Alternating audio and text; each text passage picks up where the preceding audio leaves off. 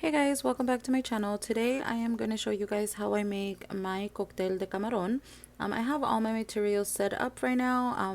I have all my ingredients. You will need one whole onion, some tomato, and some cucumber. I've actually already peeled and cut and taken out the seeds on the cucumber. And I'm actually doing a voiceover, guys, because it's very, very hot in my house and I have all the kids home and I have the AC full blast, so it was making a lot of noise. So I decided to just do a voiceover so you guys can hear me clearly. So I'm just cutting the cucumbers in little strips, in thin strips. I don't like to cut them that thin. It's your preference. If you like them really thin, you can cut them really thin. I like it on the chunky side. I don't mind biting into a big old piece of cucumber. I don't mind that. So this is all your preference if you guys would like bigger or thinner. So then now I'm gonna go ahead and cut them up in little squares. Like I said, you can go as small or as big as you like. It's basically your preference. We like big old chunks of cucumber. We're okay with that. So I cut them on the medium to a large size. It doesn't really matter for us. We actually like, cucumbers, so not so much of a big deal for us. So I'm going to go ahead and put it into a plastic container. I like to label my containers for seafood and different types of food. So this one is where I'm going to put my cocktail. So now I'm going to start off with a whole white onion. I usually use the sweet onion, but this time I'm going to use the white onion.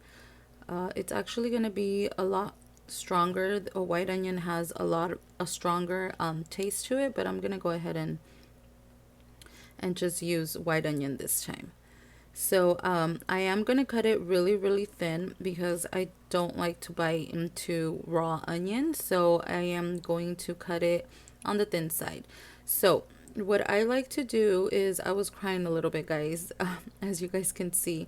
I'm going to go ahead and cut them in really thin slices the long way. I know there's different ways to cut it, but this is the way that I like it. This is the way that works for me, because it turns out to be really, really, really thin.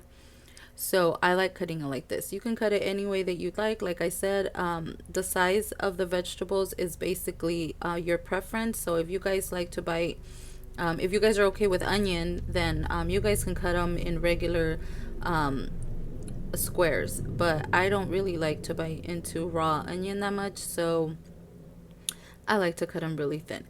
So I will slice the whole onion really thin, and then I will cut it the opposite way, and my chunks of onion will be really, really tiny. They won't be as big.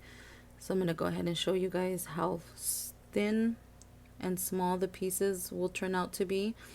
I don't like to bite into big old chunks of raw onion. I mean, if you like onion, you can cut it whichever way you'd like, but I'm not too fond of the raw onion, especially the white one. The white one is very strong, so this is the reason why I'm cutting it like this.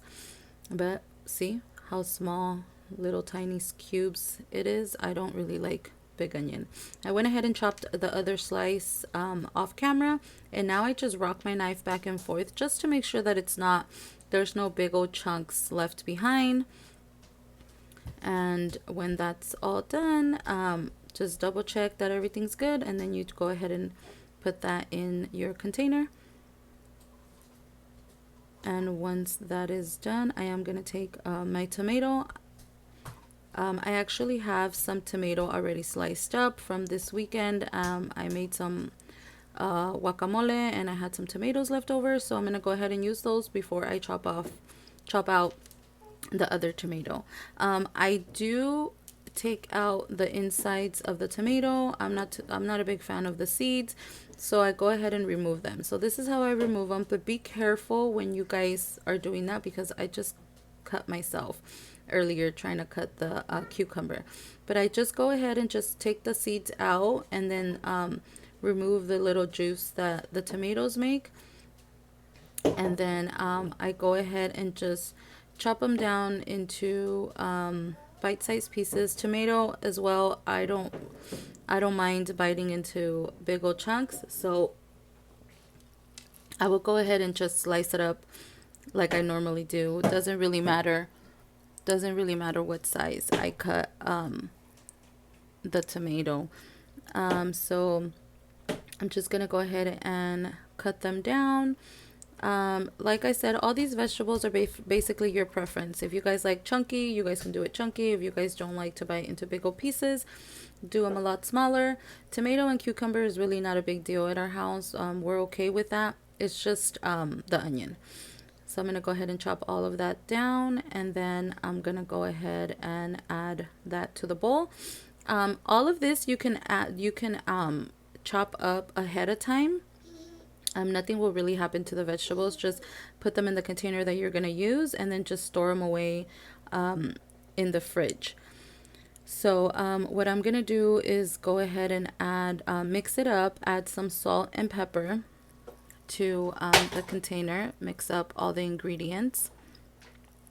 Like I said, you can go ahead and cut these vegetables up ahead of time. You don't have to do it when you are about to cook the shrimp. You can always prepare and have these already chopped up in a container. I usually don't use a container. I usually use the pot where I cook the shrimp, but since I'm trying to do a fast version of this, and I'm not actually cooking that much, I'm gonna go ahead and do it in this container, which I feel like might be too small because you need a lot more juice in your cocktail, but hopefully this works. So I'm gonna go ahead and add some minced garlic. This is already, minced garlic that comes from the jar. You can always add a fresh garlic. I didn't want to peel and chop the garlic, but you can always just add fresh garlic. You don't have to use the canned one. I'm just going to do maybe a teaspoon of it. Not that much. If it would have been fresh garlic, I probably would have put a lot more just so you can get the flavor. But I'm only going to add about, I'd say 1 tablespoon of minced garlic. This is the jarred one. You can buy it. I usually get mine if I go to the 99-cent store. I'll usually get it from there. I really like the one from the 99-cent store. I know you can buy it at any other grocery store. So just add 1 tablespoon. If you have fresh garlic, you can probably cut up anywhere between maybe 5 to 6 cloves of garlic, and you can go ahead and just place that in there. I mean, it'll give it a different taste, much fresher taste than the jarred. So I'm going to go ahead and mix that up, seal my container, and I'm gonna go ahead and set this to the side. I'm gonna put it in the fridge while I get the rest of my ingredients going. So you can go ahead and just pop it in the fridge until your shrimp is done. So I have about 12 cups of water in my pot, and I'm waiting for it to boil. To that, I'm gonna add about a tablespoon of salt. You can always add more. It all depends on how you like it. I add a whole bulb of garlic, and I'm just gonna stir it up just so the salt dissolves. You can always add more salt, but since I'm gonna add salt to the actual juice, I'm just gonna go ahead and leave it like that. So go ahead and bring the water to an almost boil. Like, you can see that it's actually going to start boiling, and to that I'm going to add this is large shrimp. It's, I'd say, about 2 pounds, maybe a little bit less, and I'm just going to go ahead and just drop it in there. Drop it when the water is about to boil. So I just go ahead and just drop the shrimp in there, and the reason why I'm doing it almost to a boil is because I do have still frozen shrimp together, so it is gonna stop the process on those frozen shrimp. So what you do if your shrimp is fresh and not frozen, you won't need to stir it that much. But right now you want to go ahead and just cut up the shrimp, make sure they unstick the shrimp that's frozen, mix it around, because it will stop the process and it will cook it slower, and then you'll get some shrimp that are already cooked, some shrimp that are not cooked, and some shrimp that are overcooked. So you want to go ahead and just keep stirring it until all the shrimps come apart. You don't want to see any clumps of shrimp stuck together. So I went ahead and just stirred it up. I'm going to go ahead and speed it up because all I'm doing is just checking my shrimp to see if it's already cooked. And as you guys can see, it was ready to boil and it calmed down because there was ice in it. But as of now, the shrimp is already cooked. You don't want to overcook it because then it'll get, it'll get mushy if you let it in there too much. So just anywhere between, I'd say, 6 to 10 minutes. It probably won't take 10 minutes, especially if you wait for your water to almost come to a boil. The water's going to be fully hot. So I'm going to go ahead and remove all the shrimp. I'm not going to turn off the pot. I'm going to just lower it down. I'm going to keep the water boiling. So I'm just going to remove every single shrimp. You can go ahead and leave the garlic in there. Just remove all the cooked shrimp out of there. So then now I'm going to go ahead and let that sit so it cools down before I actually start peeling the shrimp. So now that the shrimp is cooled down, I'm going to go ahead and peel all of the shrimp. And I'm actually not going to throw away the peel from the shrimp. I'm actually going to go ahead and save it. So I'm putting it on the side in a bowl. So I'm going to go ahead and just peel all the shrimp and save the skin on the side. So since I did not turn it off, I'm going to take all those peels and put it back into the pot.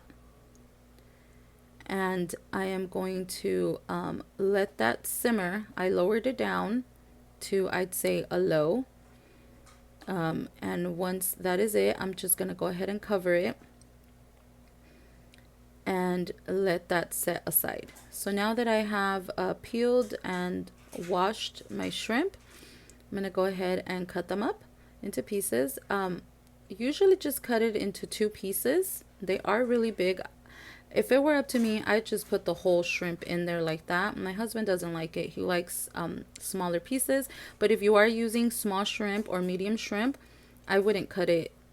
I would just leave it whole. But he likes it cut up, so I'm going to go ahead and just cut them in half.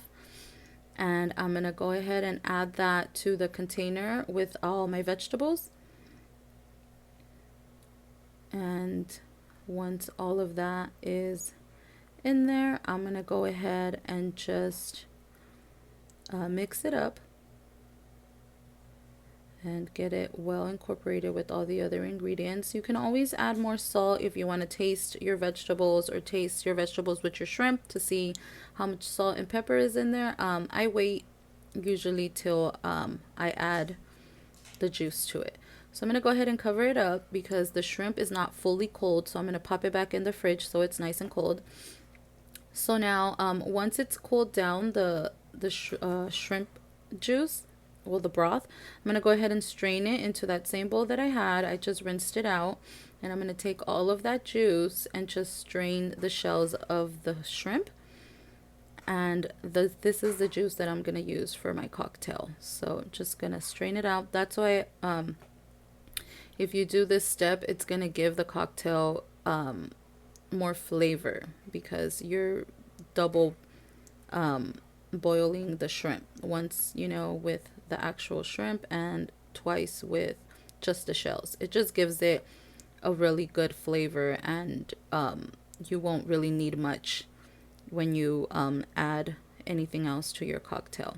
So just make sure you get every little bit. Even if you don't use all of it, just make sure you strain everything just in case you need more later, or if you finish up most of the juice in the container and you guys want more, instead of using water, you can always use the shrimp broth. And like I said, it'll give it a way better taste than just adding water to your cocktail. So Once again, you can always just skip this step. You don't have to do this step if you wouldn't like, but I think it gives it a better flavor when you do this step, and you don't really have to add much to your cocktail when you do this step of double boiling the skin of the shrimp. It just gives it more flavor, I think. So you don't have to do it, but you can skip it, but it gives it more flavor.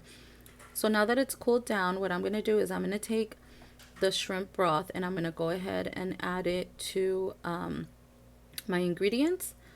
I'm actually using the ladle right now because I don't want it to spill. It's actually lined up all the way to the top and I really don't want it to spill. So I'm using the ladle now just to kind of get some of it out.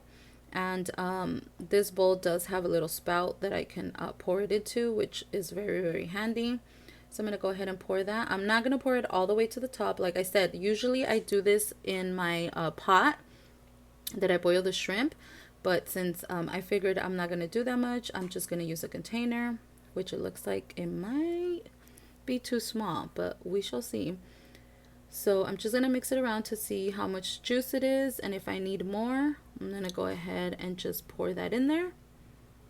And I'm not going to fill it all the way to the top because I do have other ingredients that I'm going to go ahead and add to this container. So I'm just going to add a little bit over halfway.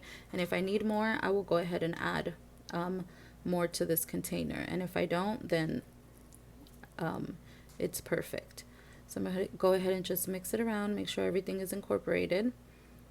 And once that's done, I'm going to go ahead and seal it up and put it into the fridge just to keep it cool. So once that is out, I did go ahead and add cilantro. I didn't have cilantro in the beginning of my video, but now I do. So I'm going to show you guys. I'm going to use Clamato. You can use any flavor. I'm going to use ketchup, orange soda. It could be any orange soda. I couldn't find the other orange soda, so I had to use this one. A little bit of Tapatio and some limes and some salt and pepper. So I'm gonna go ahead and there's one ingredient that you don't have to use, but I do use. It's the Maggie. You don't really have to use this ingredient, but I like it. I like the flavor that it gives it. So I'm gonna go ahead and squeeze the 2 limes into the container. You can always go by taste. You don't have to add both limes. You can always add one and then just go back and see what it tastes like. But I'm going to go ahead and add 2. I kind of already know how we like the flavors. So I'm going to go ahead and just add both of them. Once I add both of the limes, I'm going to go ahead and take the Clamato. And I'm going to add a splash of it. I'd say about a cup, and I'm just going to go ahead and mix it up. Like if you guys can see, the container is almost all the way at the top. Like I said, I usually do it in the pot. I'd recommend just do it in the pot because it's more room. So now I'm going to squeeze some ketchup in there, and it's about a cup of ketchup. I'm using the ketchup that I already had inside my fridge. So it's about a cup of ketchup. So you're going to go ahead and just mix it around. I usually don't add ketchup. I usually don't add Tapatio because I like it plain. I don't like to dress it up for anybody. That's your preference. When it's served, you dress it up like you'd like. So I'm going to take about, I'd say a cup of the orange soda. I'm going to go ahead and pour that in there. I don't know. People ask me, why do you put orange soda? I don't know. I just started. It's, I guess, the flavor of it. It gives it a really good flavor. I mean, you don't have to add the orange soda, but I do. It just gives it a really good flavor. So then, once you add the orange soda, add a little bit of Tapatio. And once you add the Tapatio, go ahead and mix it up. So once you mix that up, you're going to add a little bit of the Maggie sauce. Once again, you don't have to use this sauce, but I like the flavor of it. I just add a couple dashes in there. and then you just mix it up. Taste it to see if you need anything else. If you need to add salt and pepper, I'm gonna go ahead and add salt and pepper right now because I only added it at the beginning, and I know it's gonna need a lot more. But always go ahead and taste the cocktail, the juice, just to make sure that it is not missing anything else. And once that is all in there, that is it. You are completely done and ready to serve. So this is the way I like to serve it. Just the ingredients first, and at the end, put the juice. Enjoy, guys. Bye.